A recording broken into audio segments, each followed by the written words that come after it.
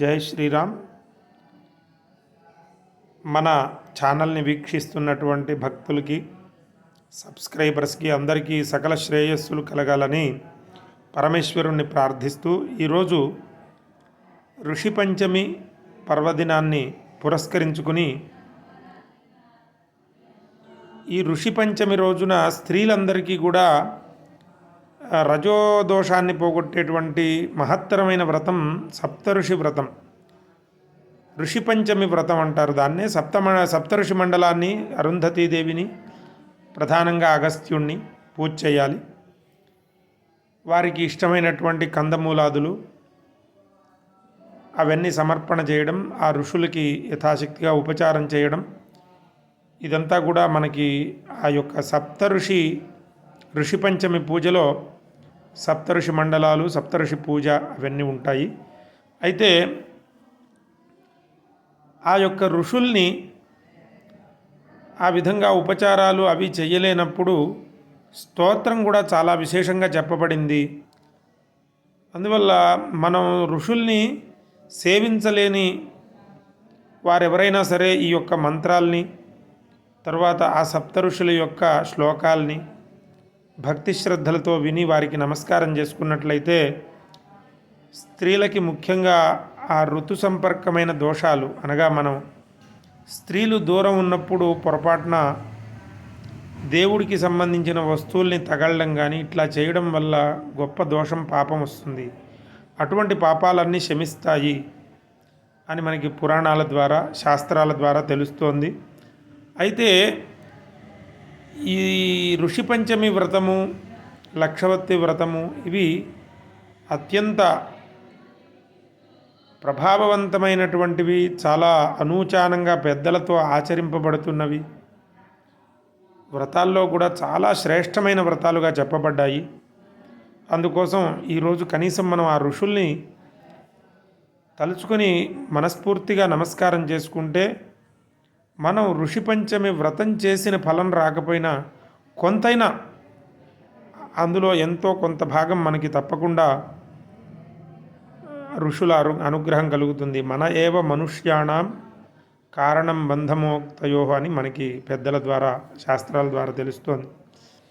దానికి అంటే మనం మనస్సుని భగవంతుడికి అర్పణ చేస్తే చాలు. అలాగే ఋషులకి కూడా మనం సమర్పించేటువంటి పదార్థాల కంటే వాళ్ళు మన ఎక్కువగా కోరుకునేది ఏంటంటే మన మనస్సు.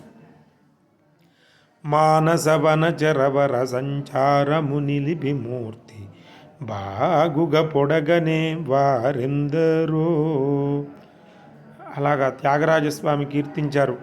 అంటే మనస్సు ఎక్కడెక్కడో తిరుగుతూ ఉంటుంది అరణ్యాల్లో. ఈ బాహ్య అరణ్యం అన్నమాట. అంటే మనకుండే విషయాల యందు తిరుగుతూ ఉంటుంది. దాన్ని మనం పోగొట్టుకుని ఆ యొక్క ఏకాగ్రతతో ఆ మనస్సుని ఆ కొంచెం సేపైనా ఋషుల పాదాల యందు పెట్టినట్లయితే తప్పకుండా మనకి ఆ అనుగ్రహం కలుగుతుంది. హరి ఓం. ఓం కశ్యపోత్రిర్భరద్వాజో విశ్వామిత్రోథ గౌతమః వసిష్ఠో జమదగ్నిశ్చ సప్తైతే ఋషయస్తథా. ఓం అరుంధతీ మహాదేవి వసిష్ఠ ప్రియభామిని వివాహం భాగ్యమారోగ్యం శ్రియం పుత్రాంశ్చ దేహి మే. వీటిని చక్కగా విన్నట్లయితే వివాహం కానటువంటి స్త్రీలకి కూడా వివాహం అవ్వడం, సౌభాగ్యవంతమైనటువంటి సుఖవంతమైన జీవితం కూడా సంప్రాప్తమవుతుంది. అథర్వణ వేదంలో మహత్తరమైనటువంటి గొప్పదైనటువంటి సూక్తం కూడా చెప్పబడింది. దాన్ని కూడా మీ అందరికీ వినిపించాలి. అందరూ కాస్త దాన్ని చాలా విపులంగా, ఋగ్వేదంలో కూడా ఋషి సూక్తం ఉంది, కానీ దానికంటే కూడా విశేషంగా అథర్వణ వేదంలో ఉంది. ఈ సప్త ఋషులే కాకుండా ఇంకా విశిష్టమైన ఋషుల్ని కూడా స్తుతి చేయడం ఇందులో ఉంది ఈ సూక్తంలో. అందువల్ల దయచేసి అందరూ వినవలసిందిగా మనవి. ఓం శన్నో దేవీరభిష్టాయ ఆపో భవంతు పీతయే శంయోరభిస్రావంతు నః.